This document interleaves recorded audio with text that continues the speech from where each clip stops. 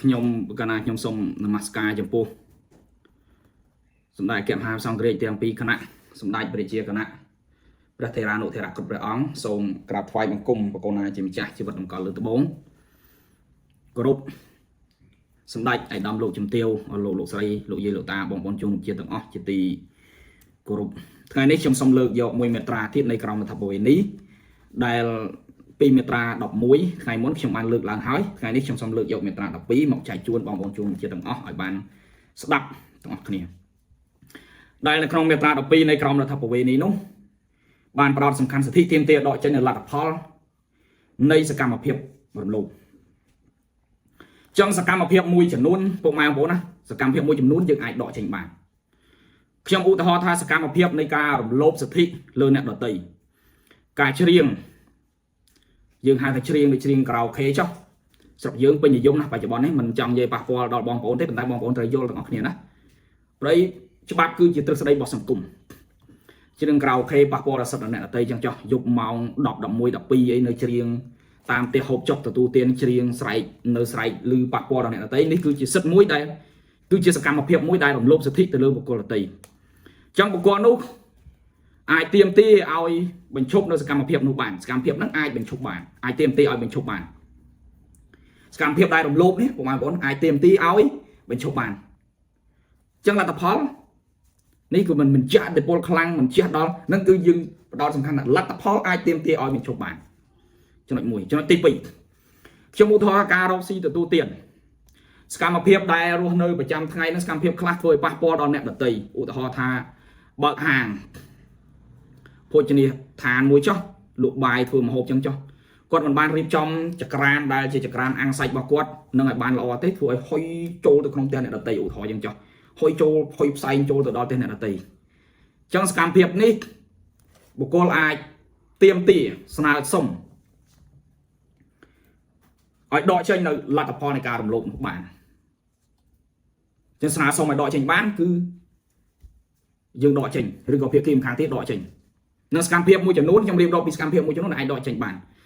ការចុះផ្សព្វផ្សាយលើបណ្ដាញសង្គមទាក់ទងប្រព័ន្ធផ្សព្វផ្សាយ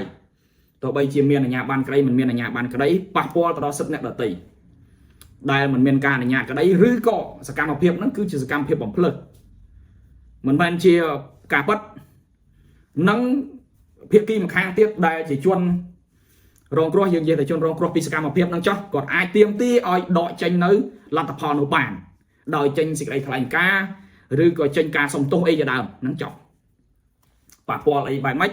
អាហ្នឹងខ្ញុំនិយាយតែពីលទ្ធផលដែលអាចដកចេញបានដោយឡែកតាក់ទងទៅនឹងការទាមទារសំណងនៃការខូចខាតមើលទៅតាមលទ្ធផលជាក់ស្ដែងប៉ុន្តែសកម្មភាពហ្នឹងយើងអាចដកចេញបានលទ្ធផលអាចដកចេញបានដោយឡែកលទ្ធផលមួយចំនួនមិនអាចដកចេញបានទេខ្ញុំឧទាហរណ៍ថា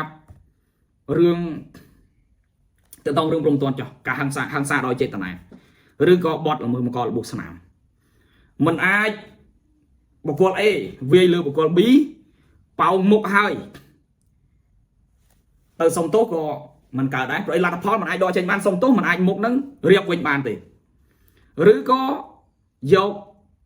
តបងទៅវាយ2តបងទៀតដើម្បីដកចេញមកវិញក៏មិនបានដែរវាយសាមុនតែមកតបងឲ្យប៉ោងមុខចឹងមិនអាចសារក្រោយទៅដកចេញវិញវាយ2តបងទៀតដើម្បីដកនៅលទ្ធផលនោះបានទេចឹងលទ្ធផលនេះមិនអាចដកចេញបានចឹងសកម្មភាពមួយចំនួនអាចដកចេញបានសកម្មភាពមួយចំនួនមិនអាចដកចេញបានទេចឹងបើមិនអាចដកចេញបានធ្វើនៅតាមនីតិវិធីទោះបីជាអាចដកចេញបានក៏នៅតែតាមនីតិវិធីដែរពុកម៉ែបងប្អូនតែខ្ញុំសូមបញ្ជាក់ថាលទ្ធផលខ្លះអាចដកចេញបានលទ្ធផលខ្លះមិនអាចដកចេញបានចឹងខ្ញុំនឹងអានមាត្រា12ចែកជូនពុកម៉ែបងប្អូនឲ្យបានស្ដាប់ទាំងអស់គ្នាសិទ្ធិទាមទារដកចេញនៅលទ្ធផលនៃការរំលោភនៃសកម្មភាពរំលោភសិទ្ធិទាមទារដកចេញនៅលទ្ធផលនៃសកម្មភាពរំលោភបើស្ថានភាពរំលោភសិទ្ធិបុគ្គលនៅតែមានជាបន្តបន្ទាប់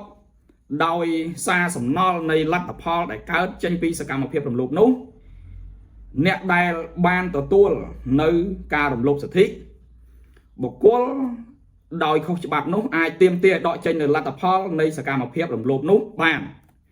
លុះត្រាតែលទ្ធផលនោះអាចដកចេញបានចឹងដូចខ្ញុំបានរៀបរាប់ចឹងបើសិនជាលទ្ធផលនោះអាចទាមទារដកចេញបាន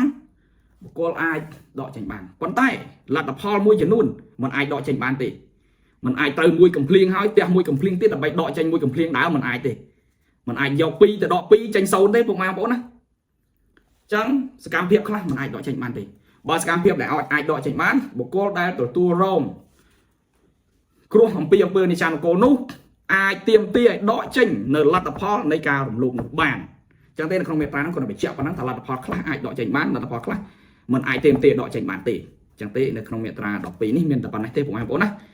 ខ្ញុំកណាសូមក្រាបថ្វាយបង្គំលានិងគោរពលាសូមអរគុណ Daily Poster ខ្ញុំបាទមានទទួលធ្វើស្លាកយីហោគ្រប់ប្រភេទមានស្លាកយីហោប្រភេទមានភ្លើងឬអត់ភ្លើងអក្សរកាត់អាគ្រីលិកជាប្រភេទមានភ្លើងក្តីអត់ភ្លើងក្តី signboard ប្រភេទកស៊ូ